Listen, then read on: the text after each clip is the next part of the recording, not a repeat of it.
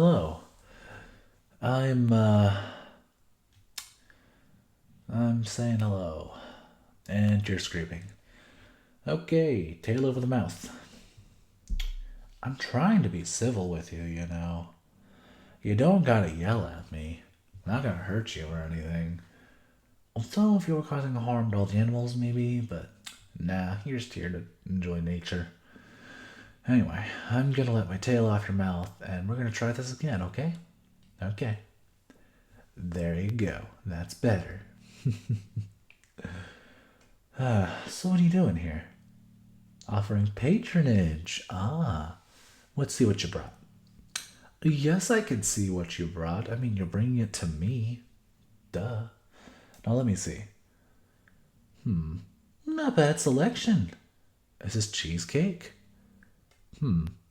I've been told by my brothers that that's a really delicious food. Do you want to share it, perhaps? Oh, I mean, you're going to give it all to me, but I mean, I could share. Sharing is caring. Anyway, take a seat, won't you? Right here. You could sit on my lap. It's fine. I'm multiple years older than you. Please don't be alarmed. You're like a child to me. There you go. Now, while I fix this unkempt hair of yours, tell me,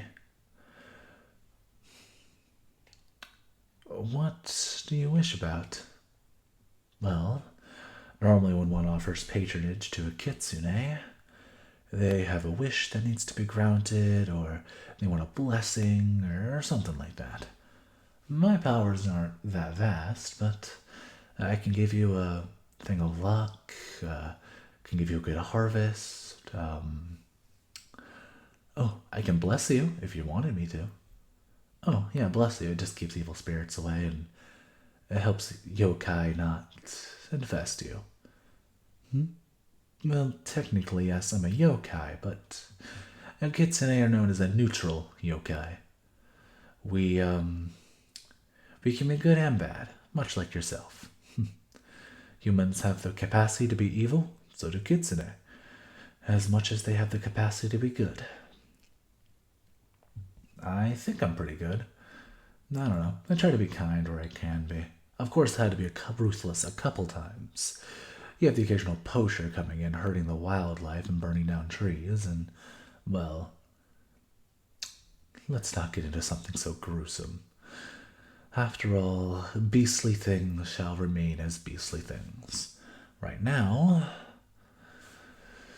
let us have politeness. By the way, your hair is done, but you can keep sitting on my lap if you wish. I understand it is rather comfortable.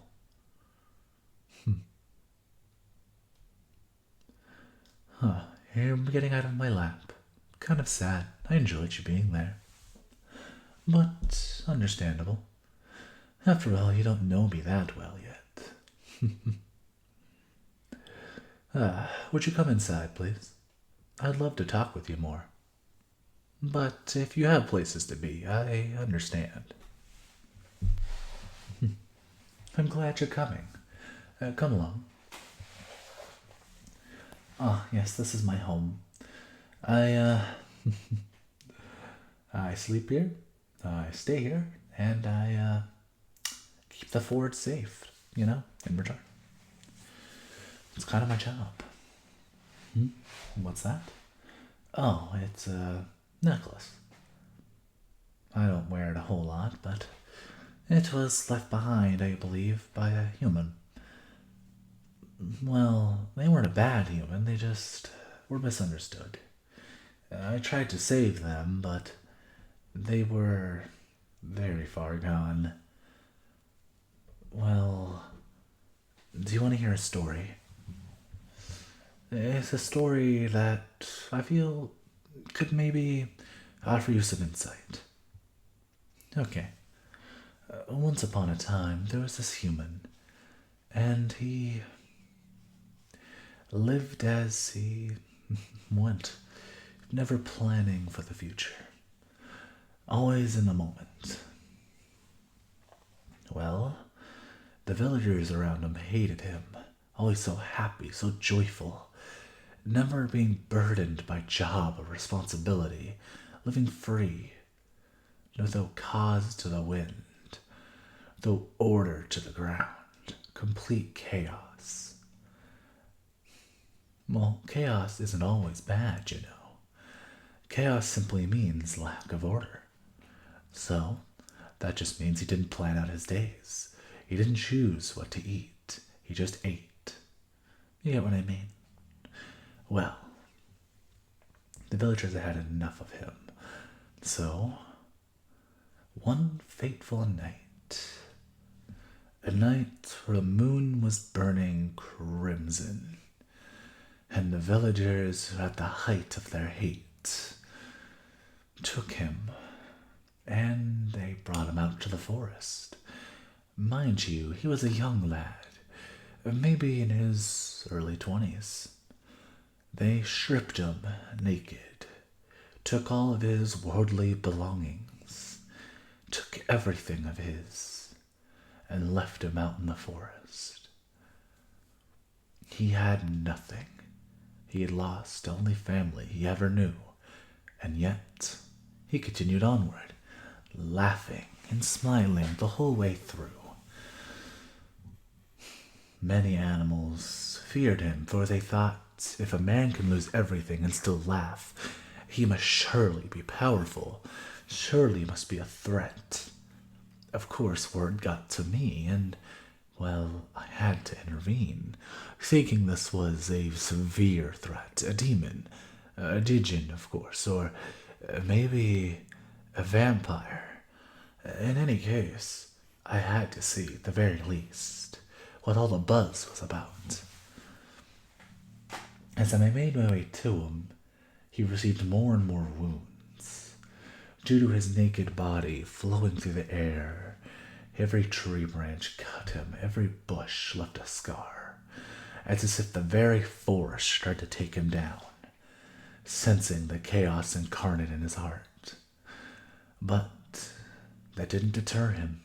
He kept running, frolicking, almost in a state of mania, I would say, until we came face to face, and he stared at me, and I stared at him, my eyes stern, burning with contentment? No, that's not quite right. Maybe I was just angry due to the ruckus he had made, or maybe that night I was just in a very bad mood, but I jumped to conclusions. Being young in my years, I didn't have much patience.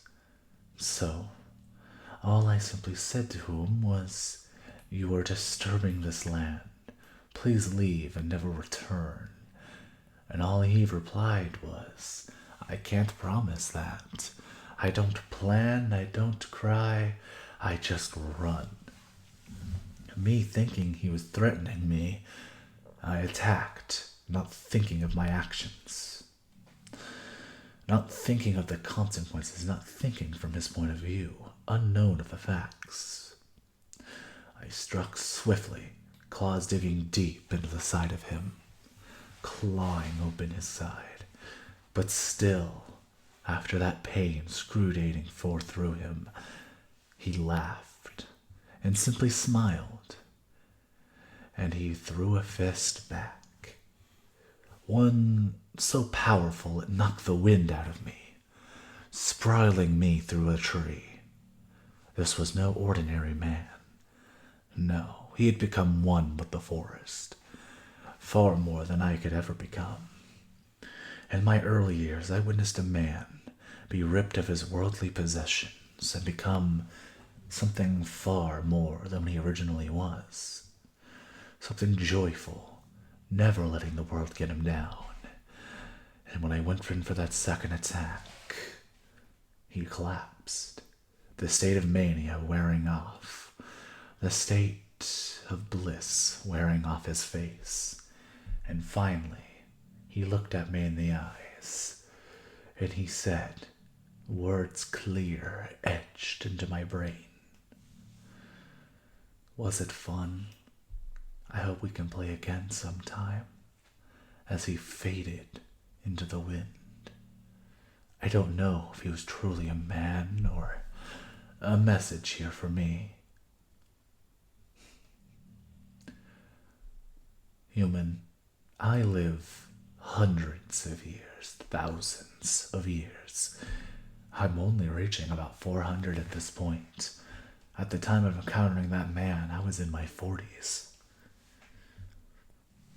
And yet, I have so much to learn.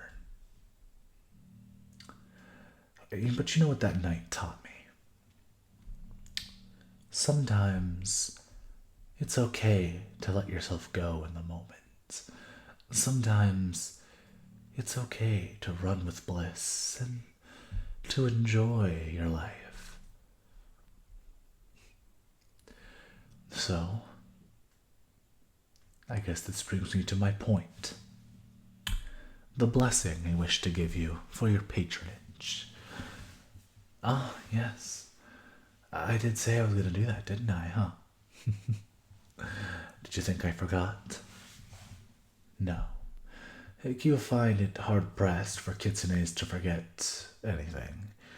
Now, bringing me back to my blessing, I was gonna bless you with confidence.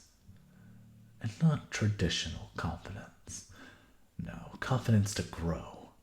Confidence to become so much more than what you are. Human, you are in your younger years. You have so much life to live. And so many answers to seek. This necklace, human, it represents fun, laughter, bliss, joy. And I sense the great sadness from you. Let it enlighten you with happiness, joy, euphoria. Let it course through you. Because, human, you deserve it. Looks like your time is running out, human. You're gonna have to wake up soon. But hey, this was a wonderful talk. And maybe you'll remember this dream. Maybe you won't, but you sure made my day. Have a good morning, human.